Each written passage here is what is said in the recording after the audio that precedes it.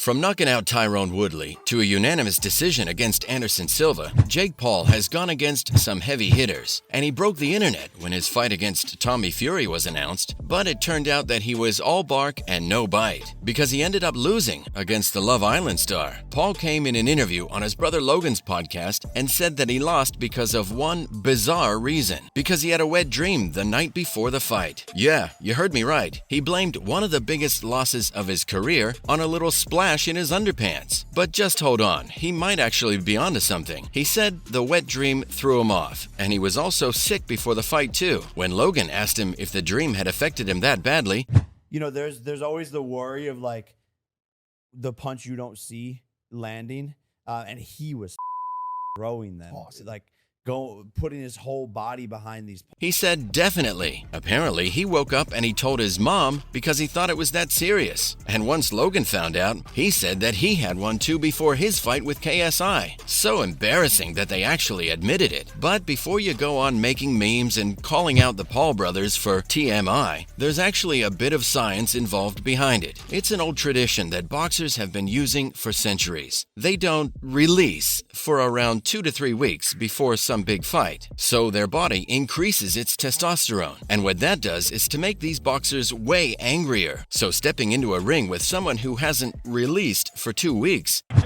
with his hands by his waist. Yeah, he really needs to use that jab with authority. He's not popping it out. Is a surefire way to get yourself knocked out flat. But sometimes it gets too much for the body to handle, and whether you've planned to or not, you end up having a wet dream and lose all of that buildup and aggression. Jake admitted that he woke up and he panicked so hard, not because he had probably just ruined a nice pair of boxers, but because he knew he was going to be at a disadvantage in the fight. He said he jolted out of bed, and he immediately felt his legs go weak. Am I allowed to say Mike Perry? Let's give it up for Mike Perry, everybody. Yeah, we actually do have a backup because, I mean, who knows with this kid?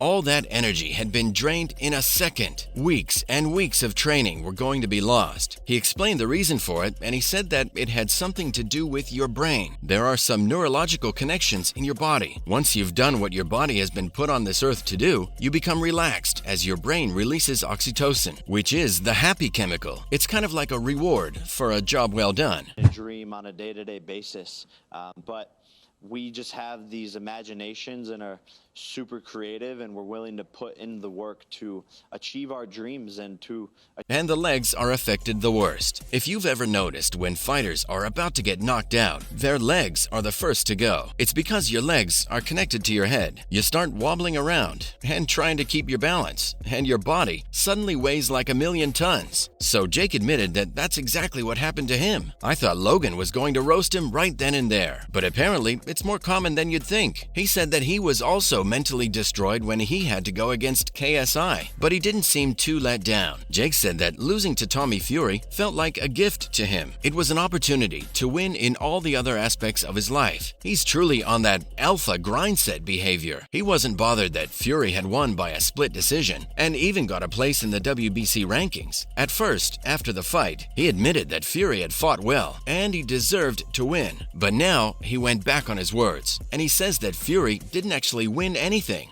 All respect to Tommy, he won, you know, and don't judge me by my wins, judge me by my losses. I'll come back. I think we deserve that rematch. It was a great fight, a close fight. I don't know if I agree.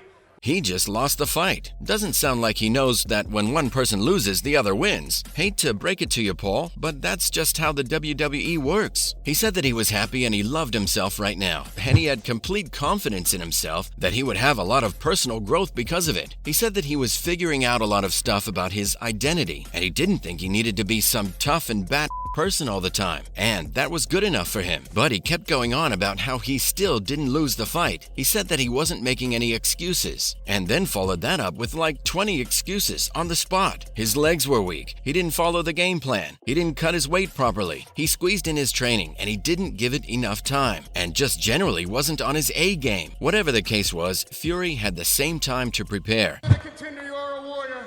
Talk to me about the feelings pumping through your heart at this very moment. For the past 2.5 years, this is all that's consumed my life.